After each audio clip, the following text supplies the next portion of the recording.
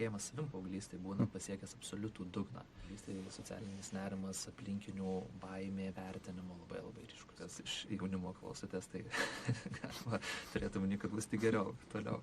Tai va. Kas yra tas socialinis nerimas? Tai yra baimė kitų vertinimo?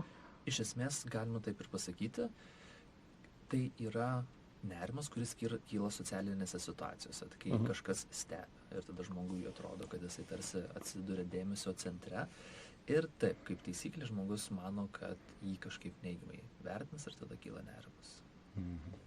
Ir tada faktiškai, o čia susiję, pavyzdžiui, su amžiumi, aš taip suprantu, kad, tarkim, paauglystėje turbūt tas yra svarbiau, ar ne, paskui bręstant.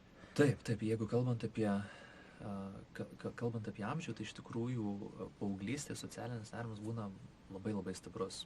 Ir apskritai bendrai pasitikėjimas savim paauglystėje būna pasiekęs absoliutų dugną.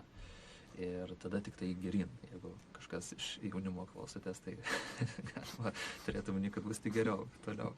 Tai va, ir iš tikrųjų taip pasitikėjimas savim kyla maždaug iki 70 metų. Iš tikrųjų. Tai tikrai paauglystėje socialinis nerimas, aplinkinių baimė, vertinimo labai